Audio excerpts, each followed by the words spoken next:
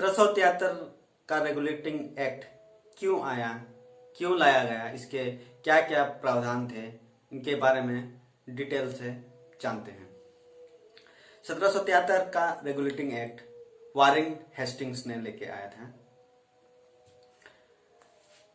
जो Warren Hastings पहले बंगाल के गवर्नर थे, जो अपना गवर्नरी कार्यकाल 1772 से 74 के बीच कार्यभार संभाले। इसके बाद वारेन हेस्टिंग्स बंगाल के गवर्नर जनरल बन जाते हैं। मतलब 1773 का एक्ट लेकर आता है वारेन हेस्टिंग्स और 1774 से लागू हो जाता है। पहले वो बंगाल का गवर्नर था, एक्ट जो 74 में लागू हो जाता है। इसके बाद वो गवर्नर जनरल ऑफ बंगाल, यानी कि बंगाल के गवर्नर जनरल। अब जनरल शब्द जुड़ गया। अब इसका कार्यकाल 1774 से लेके 1785 तक रहा। अब कानून में बारे में देखते हैं कि कंपनी जो है राजनीतिक संस्था बन गई। ईस्ट इंडिया कंपनी व्यापार के लिए आई थी, लेकिन यहाँ पर शासन प्रशासन संभाली और ये राजनीतिक संस्था बन चुकी थी। अब ब्रिटिश संसद जो है कमजोर हो गई, क्योंकि यहाँ शासन प्रशासन करने वाले ब्रिटिश संसद के अधीन ही नहीं आते थे। तो ब्रिटिश संसद अपने संसद के संप्रभुता को बचाने के लिए, अपने संसदीय अधिकार में लाने के लिए इस नियम को लाया। फिर द्वैत शासन बंगाल में क्लाइव ने 1767 में द्वैत शासन लगाया। द्वैत शासन का मतलब कि भारतीय को कोई भी अधिकार नहीं, लेकिन उसको उत्तरदायित्व है, जवाबदेही उत्तरदायित्व भारतीय को है। लेकिन इंग्लैंड को वो सब कुछ करता है, लेकिन उसको ना जवाबदेही है ना उत्तरदायित्व है। इसी को द्वैत शासन कहा जाता है। तो ये 1767 से लेकर 72 तक चला और इसमें बहुत ही भ्रष्टाचार, लूट खसोट हुआ। इसलिए 1773 का एक्ट लाया गया। अब तीसरा कारण है बंगाल, मद्रास, मुंबई, इसमें तालमेल नहीं। तत्कालीन समय में बंगाल, मुंबई और मद्रास जो है ब्रिटिश भारत के बहुत बड़े व्यापारिक केंद्र थे तीनों, और इनको बंगाल, मद्रास, मुंबई प्रेसिडेंसी के नाम से जाना जाता है। और इसमें तीनों में आपस में कोई तालमेल नहीं। इसी तालमेल को बैठाने के लिए 1773 का रेगुलेटिंग एक्ट लाया गया। फिर अगला है कि कर्मचारी के कर्मचारियों को धनी होना। अब ये पॉइंट या ये कारण बहुत ही आश्चर्यजनक है कि कोई भी इंग्लैंड का कर्मचारी, गवर्नर जनरल हो या सहायक हो, भारत आते थे और भारत में ऐसा कोई जिन है कि वो अमीर हो जाते थे। और जब इंग्लैंड जाते थे, भारत से अमीर होकर इंग्लैंड जाते थे, वहां पर इतने धनी हो जाते थे कि वहां के संसद भी रिश्वत देकर खरीद लेते थे। अब आश्चर्य हो गया है कि इंग्लैंड को कि क्या कारण है कि ये लोग इतने अमीर हो जाते हैं, और ये जानना जरूरी है। इसी को देखते हुए यह नियम लागू हो गया। फिर अगला है ब्रिटिश सरकार को खिराज नहीं। अब जैसे कि पहले हम देखते थे कि दिल्ली में मुगलों का शासन था, वहां पर खिराज जो है ये टैक्स का नाम है, लिया जाता था। अब ब्रिटिश शासन स्थापित होने के बाद उनको साल में 4 लाख पाउंड खिराज मिलता था। कुछ साल मिला, फिर बंद हो गया। अब इसलिए यह भी जरूरी हो गया कि आखिर क्या कारण है, जानना जरूरी है, अपने अधीन लाना जरूरी है। इसलिए 1773 का एक्ट ला गया। इसके लिए 2 गुप्त समिति बनाई गई और जांच किया गया, और तब पता चला कि ईस्ट इंडिया कंपनी जो है डूबने वाली है। अब इसके बाद इंग्लैंड की सरकार ने 14 lakh pound east India company को व्यापार के लिए ऋण भी दिया। अब देखते हैं 1773 का रेगुलेटिंग एक्ट आ गया। अब उसमें क्या क्या प्रावधान है। पहला है कि court of proprietor. Court of proprietor जो है कंपनी के शेयर धारक होते हैं। शेयर धारक मतलब वो अपना पूंजी निवेश किए हुए हैं, उसको प्रोप्राइटर कहा जाता है। तो वो पहले जिसके पास 500 फंड था वो ही मतदान कर सकते थे, अब उसको बढ़ा के 1000 पाउंड जिसका है वही मतदान करेंगे। और दूसरा है डायरेक्टर में भी यही योग्यता की गई थी। पहले 1000 पाउंड जिसके पास था वो योग्यता रखते थे, अब 2000 पाउंड जिसका है वही योग्यता रखेंगे। इस प्रावधान में या इस एक्ट में ऐसा प्रावधान था। अब डायरेक्टर जो है पहले 1 साल के लिए था, अब उसको 4 वर्ष कर दिए, मतलब 4 साल का कार्यकाल रहेगा डायरेक्टर का, और प्रत्येक साल 25% रिटायर्ड हो जाएंगे। मतलब मान लिया कोर्ट ऑफ डायरेक्टर में 4 जन हैं तो एक प्रत्येक साल रिटायर होगा, वैसे ही चलते रहेगा। इस तरह का प्रावधान था। आप आर्थिक क्षेत्र में जो है, आर्थिक क्षेत्र में जो भी आर्थिक लेन देन होगा उसका पत्र का प्रतिलिपि जो है इंग्लैंड के राजकोष को देना है। और दूसरा है कि नागरिक और फौजदारी का मामला जो भी होगा उसका कागज का प्रतिलिपि जो है इंग्लैंड के राष्ट्रपति को भेजना है। ये प्रावधान साल में एक ही बार भेजना है, ये प्रावधान किया गया। फिर अब देखते हैं भारत में क्या प्रावधान किया। अब जो है गवर्नर जनरल जो है, गवर्नर जनरल ऑफ बंगाल हो गया, जैसे कि पहले मैं बताया, और उसके आधार पर मद्रास और मुंबई इसके अधीन रख दिया। बंगाल के अधीन मद्रास और मुंबई प्रेसिडेंसी रखे गए। ठीक है, लेकिन इसके अंतर्गत एक प्रावधान ये भी था कि विशेष परिस्थिति में डायरेक्ट इंग्लैंड से परमिशन लेके ये लोग युद्ध संधि या वैसे प्रशासनिक कार्य कर सकते हैं, ये प्रावधान भी था।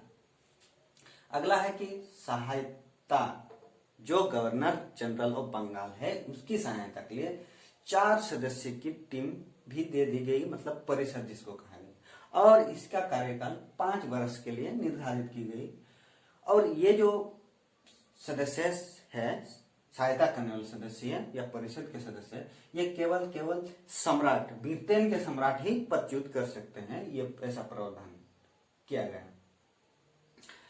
अब बहुमत द्वारा निर्णय, ये जो 4 सदस्य है, सदस्य परिषद के सदस्य जो भी निर्णय लेगा, कानून बनाएगा या यहाँ के शासन व्यवस्था के लिए कानून का निर्माण होगा, वो बहुमत के आधार पर होगा।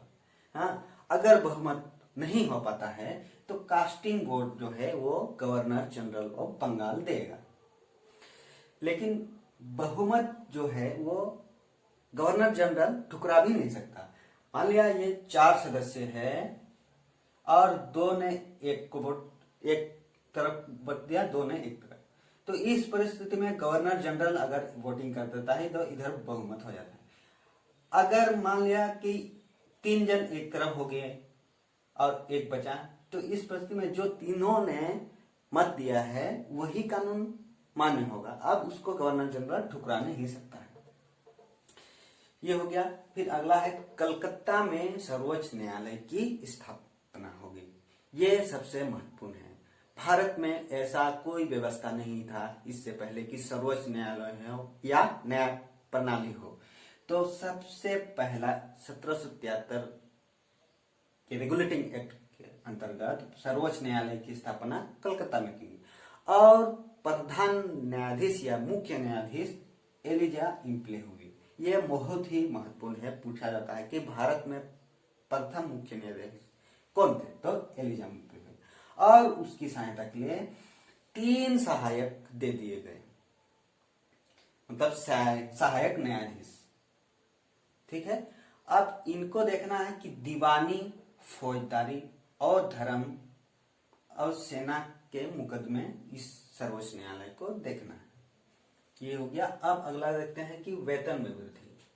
वेतन में ये जो गवर्नर जनरल है और उसके परिषद के सदस्य और न्यायाधीश है और उसके सहायक न्यायाधीश है, इनका वेतन में वृद्धि कर दिया गया।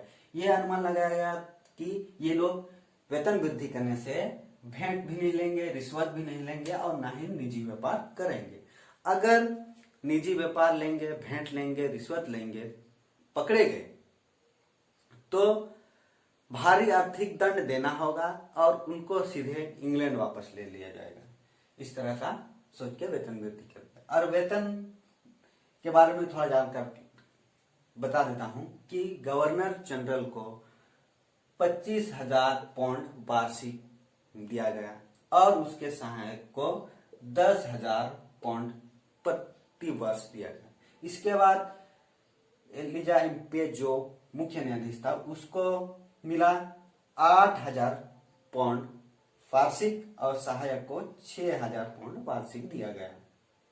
ठीक है, इतने सारे प्रावधान थे 1773 के रेगुलेटिंग एक्ट में। अब इतने सारे होने के बाद उसके दोष भी हैं जो अनदेखा नहीं किया जा सकता, उसके बारे में चर्चा करते हैं। दोष में है गवर्नर जनरल का परिषद पर अपूर्ण नियंत्रण। ये तो देखने से ही पता चल रहा है, मैंने भी पहले ही बता दिया। गवर्नर जनरल और उसके सदस्य, दो सदस्य अगर अपने बहुमत पे, मान ले 3 सदस्य एक हो गए और कोई भी नियम बनाने के लिए बहुमत साबित हो गया, अब उसको गवर्नर जनरल ठुकरा नहीं सकता। तो इस परिस्थिति में हमेशा टकराहट की स्थिति होती थी। गवर्नर जनरल के विरुद्ध 3 एक साथ हो जाते थे, नया कानून पारित करते थे। अब वो कानून गवर्नर जनरल को पसंद नहीं, तो ये टकराहट की स्थिति हो जाती थी। ये दोष है। और दूसरा है कि सर्वोच्च न्यायालय का अधिकार क्षेत्र स्पष्ट नहीं। इसमें भी दोष थे, हालांकि पहली बार बना, लेकिन दोष जरूर थे कि न्यायालय जो है अब किन किन क्षेत्रों में उसका अधिकार है, गवर्नर जनरल के अधीन क्या क्या अधिकार है, ये स्पष्ट नहीं थे। और दूसरा महत्वपूर्ण है कि वो जो प्रजा पर जो मुकदमा चले वो किस कानून पे चले, भारतीय कानून जिसको उसको जानकारी नहीं, और जो है इंग्लैंड का कानून, केवल इंग्लैंड का कानून ही जानता है। वो न्यायाधीश भारतीय कानून के द्वारा अगर फैसला करता है या ऐसा ही हुआ तो ये जबरदस्ती वाली बात हो गई भारतीय नागरिक पर। तो यह भी अधिकार क्षेत्र स्पष्ट नहीं था, ये भी दोष था। और पारित नियम का न्यायालय द्वारा वे, अब इसमें जो गवर्नर जनरल और उसके सदस्य द्वारा जो भी नियम पारित होगा, जो भी नया एक्ट बनेगा प्रशासन शासन के लिए भारत में, उसको वैध तभी माना जाएगा जब ये मुख्य न्यायाधीश उसको वैध पारित कर दे। इस परिस्थिति में न्यायालय के न्यायाधीश और गवर्नर जनरल और उसके परिषद के बीच हमेशा टकराहट बनी रहती थी। ये भी दोस्त देखने को मिलता है। मुंबई मद्रास पर अपूर्ण नियंत्रण, मुंबई प्रेसिडेंसी, मद्रास प्रेसिडेंसी, इसमें पहले ही बताया गया था कि विशेष परिस्थितियों में वो डायरेक्ट इंग्लैंड से परमिशन लेके अपना मनचाहा कार्य कर सकते थे। ऐसा 2-3 बार हुआ है। इन परिस्थितियों में देखा गया कि बंगाल के गवर्नर जनरल और मुंबई और मद्रास के बीच में टकराहट की स्थिति बनी रहती थी। अगला है कंपनी पर संसद का अस्पष्ट नियंत्रण। इसमें भी पहले ही देखा गया है, दोस्त पहले ही देख रहे हैं कि संसद जो है साल में इसके आर्थिक हो या नागरिक फौजदारी मामला हो, इंग्लैंड के राजकोष को साल में एक बार ही प्रतिलिपि भेजता है और राज सचिव को भी एक बार साल में एक ही बार प्रतिलिपि। तो संसद को जानकारी ही नहीं रहेगा। एक साल मतलब कि अगर अभी कुछ कर्मकांड हो गया, भ्रष्टाचार हो गया, फौजदारी या नागरिक मामला हो गया, अब उसको 11 महीने बाद रिपोर्ट मिलेगा संसद, तो क्या एक्शन लेगा। तो इस तरह देखने को मिलता है। इसमें एक दोष है कि कंपनी को जो है संसद के नियंत्रण में जो है अस्पष्ट है। इस प्रकार देखते हैं इतने सारे अच्छे होते हुए भी बहुत सारे दोष भी थे। लेकिन सबसे बड़ी बात, भारत में तत्कालीन समय में इस एक्ट के आने के बाद संपूर्ण भारतवर्ष को एक राजनीतिक एकता प्रदान करने की पहली सीढ़ी हो गई। न्याय व्यवस्था पहली बार हो गया। कहने का मतलब है कि भारत जो 1947 में आजाद हो सका, उसकी शुरुआत अब यहीं से हो गई थी।